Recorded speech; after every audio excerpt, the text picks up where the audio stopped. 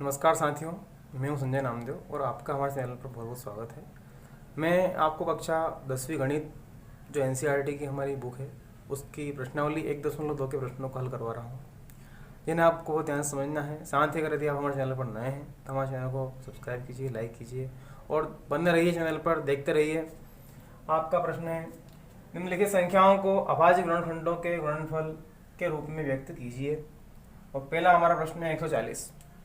यहाँ जो पहला प्रश्न हमारा है इसे हम हल करते हैं। तो 140 को हम यहाँ पे साइड में रफ में अभाज्य गुणनखंड ज्ञात करेंगे। पहले हम 2 का यहाँ पे भाग लगाएंगे तो 7 बार 14 में चला जाएगा, 0 ऐसा ऐसा लिख देंगे। फिर 2 से करेंगे तो ये 35 हो जाएगा।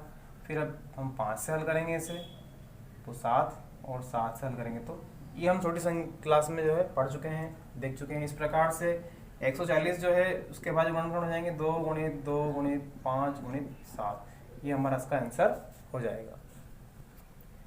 इसी प्रकार यदि हम देखें 156 आपके पास लिखा हुआ है, दूसरा प्रश्न है हमारा। 156 को हम हल करेंगे तो पहले 2 से इसमें भाग लगाएंगे तो ये 2 से हमारा 2 7 14 16 हो जाएंगे तो 2 8 16 हो जाएगा। इसके बाद हम फिर 2 से इसको हल करेंगे, 2 से इसको हम हल करेंगे तो 2 3 6 और 2 9 की 18।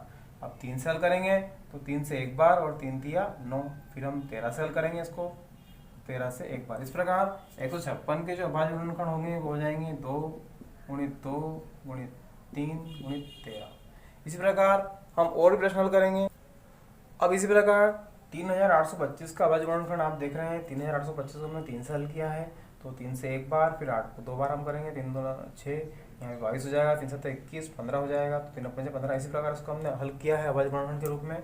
तो 3825 के जो अभाज्य गुणनखंड हो जाएंगे 3 गुणित 5 और गुणित 5 गुणित 17। ये इस प्रकार से हम इस प्रश्न को भी हल कर पाएंगे। आप देख रहे हैं पहला, दूसरा और तीसरा प्रश्न हमने आपको हल करा दिया है। आप इसी प्रकार चौथा और पांचवा प्रश्न आपको मन से हल करना है और हल करके आपको उत्तर शेयर करना है। इसी प्रकार हमारा अगला प्रश्न है, पूर्णांकों के निम्नलिखित युग्मों के एचसीएफ व एलसीएम ज्ञात कीजिए तथा इसकी जांच कीजिए कि दो संख्याओं का गुणनफल जो है उसका मान है बराबर होता है एचसीएफ गुणित एलसीएम। मतलब एचसीएफ गुणित एलसीएम का जब हम गुणा करते हैं तो दो संख्याओं का गुणनफल उसके बराबर प्राप्त हमको होता है। हमारा पहला प्रश्न है 26 और 91। आइए देखते हैं इस प्रश्न को हम हल करते हैं। पहला हमारा प्रश्न ले लेते हैं 26 और 91 को हम ले लेते हैं। जो हमको दी जा रही है, दो संख्याएं हमको यहाँ पर दी जा रही है। तो 26 को हम देखेंगे कि 26 के जब हम अभाज्य गुणनखंड ज्ञात करते हैं तो हमें मिलता है 2 गुणित 13। इसी प्रकार 91 है ना, 91 का जब हम करते हैं तो यहाँ पर हम लिखेंगे 7 13 7 91, 7 गुणित 13। ठीक है। अब इसी प्रकार अब हम देखें इसका हम निकालें, यदि HCF निकालें, HCF तो HCF क्या हो जाएगा? HCF हो जाएगा जो दोनों में है 13, ये दोनों में है तो 13 आपका हो जाएगा HCF। अब लिखेंगे हम LCM। यदि हम LCM लिखते हैं तो LCM होगा 2 गुणित 7 गुणित 13, हमें मिलेगा 182, 182 हमें मिलेगा। अब हम देखते हैं कि दो संख्याओं का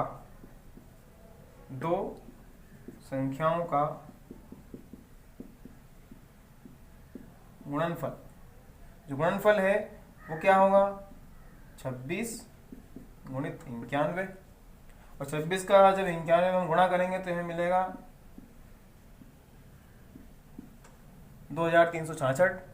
अब इसी प्रकार यहाँ साइड में हम देखते हैं कि जब हम HCF जो है हमारा ये HCF और इसका LCM में हम जब गुणा करते हैं तो हमें क्या मिलेगा? HCF तो हमारा है 13 और LCM हमारा है 182। इसका हम जब आपस में गुणा करेंगे तो भी हमें यही मिलेगा। इस प्रकार से हम कह सकते हैं कि जो HCF और LCM का गुणा है वो दो संख्याओं के गुणनफल के बराबर है। इस प्रकार हमारे इस प्रश्न की जो अवधारणा है ये सिद्ध हो जाती है। इसी प्रकार अगला हमारा प्रश्न है 510 और 92।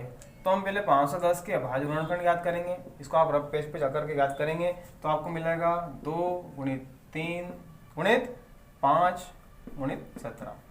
इसके बाद में 92 जो है 92, इसको हम इसका अभाज्य गुणनखंड हम जब ज्ञात करेंगे तो 2 गुणित 2 गुणित 23 ऐसा हमको मिल जाएगा। इनके अभाज्य गुणनखंड हम रफ पेज पे जाकर निकाल लेंगे और यहाँ पे हमको लिख देना है।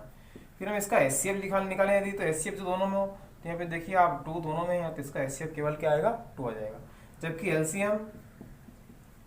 एलसीएम निकालेंगे यदि हम, तो 2 गुणित 2, 2 गुणित 2 गुणित 3 गुणित 5 गुणित 17 गुणित 23, ये हमारा क्या होगा, एलसीएम होगा। अब इसको हम यदि गुणा करके हल करेंगे तो ये हमें आ जाएगा 23,460, ये हमें आ जाएगा। अब हम क्या करें, जो दो संख्या हमारी 510 और 92 है, दो संख्याओं का गुणनफल बराबर एलसीएम गुणित HCF, हमको ये लाकर दिखाना है। तो दो संख्या का गुणनफल लिखते हैं, तो क्या लिखेंगे हम, 510 गुणित 92। इसी प्रकार एलसीएम हमारा है 23,450 गुणित HCF हमारा 2 है। जब इन दोनों संख्या का गुणा करेंगे तो हमें मिलेगा 46,920। इसी प्रकार यहाँ भी हमें मिल जाएगा 46,920। तो हमने पाया कि HCF का और एलसीएम का गुणा दो संख्याओं के गुणनफल के बराबर है। इस प्रकार से हम ये कह सकते हैं कि ये वाला प्रश्न भी हमारा सत्य है। अब दो प्रश्न हमने आपको करा है, इस प्रकार आप तीसरा प्रश्न मन से आप हल कर पाएंगे। अगला हमारा प्रश्न है प्रश्न क्रमांक 3, अभाज्य गुणनखंडन विधि द्वारा निम्न पूर्णांकों का एलसीएम व HCF ज्ञात कीजिए। हमें यहाँ पे 3 संख्याएं दी जा रही है, 12, 15 और 21। आइए इसको हल करते हैं। 12, 15 और 21 के हम अभाज्य गुणनखंड निकाल लेंगे। 12 के गुणनखंड होंगे 2 गुणित 2 गुणित 3, 3 दूना 6 और 6 दूना 12। इसी प्रकार 15 के निकालेंगे हम, तो 3 गुणित 5, 5 3 15, और 21 के जब निकालेंगे तो 3 गुणित 7, ये हमें 7 या 21। इस प्रकार 12, 15 और 21 के ये अभाज्य गुणनखंड हो जाएंगे। अब हमें निकालना है HCF और LCM। सबसे पहले हम HCF की बात कर लेते हैं। यहाँ HCF क्या हो जाएगा, सब जगह 3 है तो HCF हो जाएगा 3। इसके बाद में LCM की बात हम करें यदि, तो LCM में सभी को ले लेंगे, 2 गुणित 2 गुणित 3 गुणित 5 गुणित 7। इसको जब हम हल करेंगे तो हमें मिल जाएगा 420। इस प्रकार से अभाज्य गुणनखंड विधि द्वारा HCF और LCM हम ज्ञात कर पाते हैं। इसका अगला प्रश्न हम देखें यदि, तो सेकंड क्वेश्चन है हमारा, उसको हम देखते हैं। 17, 23 और 29, 17, 23 और 29 के हमें निकालने वाले गुणनफल निकालेंगे। हम जानते हैं सभी अभाज्य संख्या हैं, तो यहाँ पर इनके गुणा में हम 1 लिख लेते हैं। 1 गुणित 17, 1 गुणित 23, इसी प्रकार 1 के गुणा में 29 हम लिख देते हैं। ठीक है, अब हमारे पास में टुकड़े आ ही गए हैं। इसका HCF जब हम ज्ञात करेंगे तो HCF हो जाएगा, सब जगह 1 है, HCF 1 हो जाएगा। और LCM जब हम निकालेंगे तो LCM निकालने के लिए 17 गुणित 23 गुणित 29 कर देंगे। इनका गुणा करके हल कर हम जब करेंगे तो हमें मिलेगा 11,339। इस प्रकार से HCF और ये इसका LCM प्राप्त हो जाएगा। दो प्रश्न हल करवा दिए हैं। इसी प्रकार तीसरा प्रश्न आपको मन से हल करना होगा। अगला हमारा प्रश्न है प्रश्न क्रमांक 4, HCF 306, 657, मतलब 306 और 657 का HCF हमको दिया हुआ है 9। अब LCM 306 और 657, मतलब हमको इनका LCM ज्ञात करना है। ठीक है, आइए इसे हम हल करते हैं। हल जो दिया है लिख देते हैं। दिया है HCF 306 और 657 इक्वल टू 9।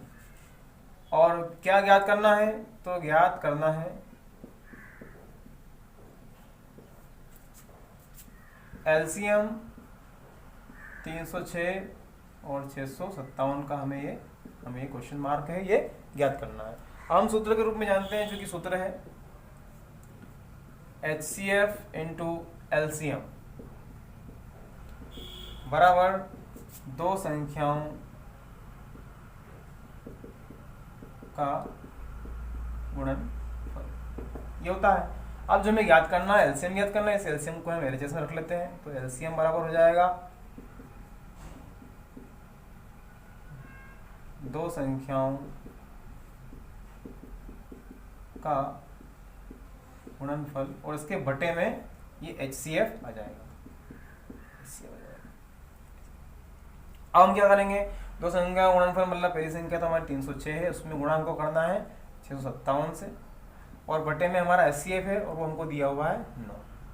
हमें इसको ही हल करना है और हमें हमारा उत्तर प्राप्त हो जाएगा। तो आइए हम हल करते हैं। इसका जब भी गुणा करेंगे और हल करेंगे तो हमें इसका उत्तर प्राप्त हो जाएगा।